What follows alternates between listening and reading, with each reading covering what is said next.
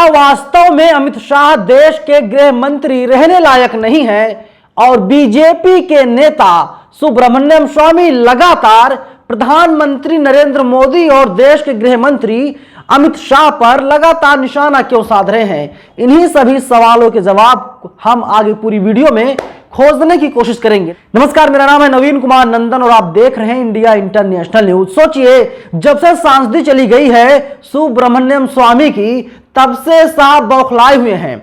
लगातार देश के प्रधानमंत्री नरेंद्र मोदी के खिलाफ बोल रहे हैं। अब तो हद ही हो गई। अब मोदी के बाद अमित शाह पर भी जम करके सुब्रमण्यम स्वामी निशाना साधने का काम कर रहे हैं। मैं आपको एबीपी न्यूज की एक खबर दिखा रहा हूं। आर्टिकल छापा एबीपी न्यूज ने, गृह मंत्री बनने लायक नहीं, अमित शाह पर क्यों भड़के सुब्रमण्यम स्वामी। एबीपी न्यूज आगे लिखता है आर्टिकल में, बीजेपी को लेकर बेबाकी से अपनी बात रखने वाले बीजेपी नेता स्वामी ने एक बार फिर से केंद्रीय गृह मंत्री अमित शाह पर निशाना साधा है। उन्होंने एक न्यूज आर्टिकल शेयर करते हुए कहा, शाह कहते हैं कि भारतीय सीमाएं सुरक्षित हैं, उल्लंघन नहीं किया जा सकता। यह सरासर झूठ है या उनकी हिमालयी अज्ञानता है। वह किसी भी तरह से गृह मंत्री बनने लायक नहीं है। उनका ट्वीट अंग्रेजी में है, मैं आपको उनके ट्वीट को दिखा रहा हूं। सुब्रमण्यम स्वामी आगे कहते हैं, बेहतर होगा कि अमित शाह बमबिनों की अवैध दोहरी नागरिकता पर काम करें। दरअसल सोमवार यानी 10 अप्रैल को अमित शाह अरुणाचल प्रदेश के दौरे पर थे। इस दौरान उन्होंने बयान दिया था कि देश की 1 इंच भूमि पर कोई अतिक्रमण नहीं कर सकता। सुब्रमण्यम स्वामी ने उनके इसी बयान पर निशाना साधने का काम किया है। केंद्रीय गृह मंत्री ने अरुणाचल प्रदेश में अपने दौरे के दौरान जनसभा को संबोधित करते हुए कहा था, और जमाने चले गए जब कोई भी भारत की भूमि पर इंक्रोचमेंट यानी अतिक्रमण कर सकता था।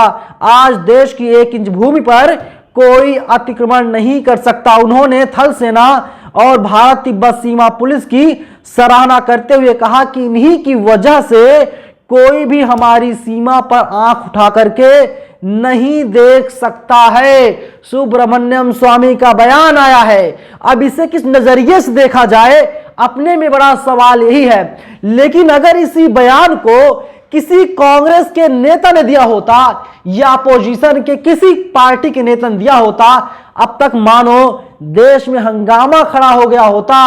स्वामी जी हैं, नाम से पता है, सरनेम से जाहिर है किस कैटेगरी से आते हैं, किस जाति से आते हैं, और टीवी वाले, खासकर टीवी वाले शांत क्यों हैं, चौतरफा सन्नाटा क्यों है? अपने में सबसे बड़ा सवाल यही है। बताइए, क्या अमित शाह देश के गृह मंत्री बनने लायक नहीं है, रहने लायक नहीं है? मैं तो कहता हूं कि अमित शाह साहब को देश का गृह मंत्री रहना चाहिए और वे एक बेहतर गृह मंत्री है देश के।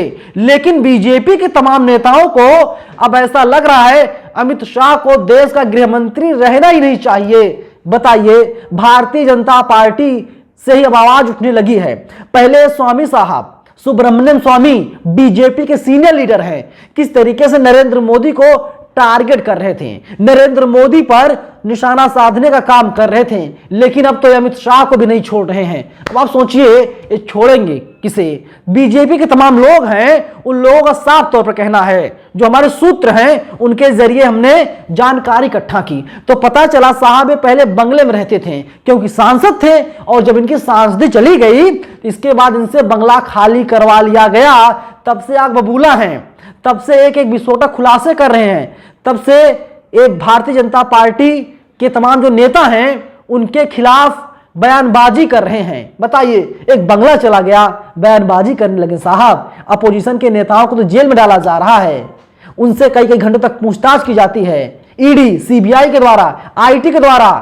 लेकिन वे लोग इतना उल्टा तो नहीं बोलते अमित शाह के बारे में। खैर, भारतीय जनता पार्टी के नेता हैं, इन्हें आजादी है, कुछ भी बोल सकते हैं, क्योंकि भारतीय जनता पार्टी कहती है उनकी पार्टी में लोकतंत्र बचा हुआ है, दुनिया की सबसे बड़ी पार्टी है। और अगर सबसे बड़ी पार्टी में ये सारी चीजें हो रही हैं तो हो सकता है भारतीय जनता पार्टी को बातें पसंद आ रही हो, या फिर हो सकता है सच्चाई यही हो। लेकिन आप लोग क्या सोचते हैं? आप लोग अपनी राय में कमेंट बॉक्स में जरूर बताइएगा। धन्यवाद।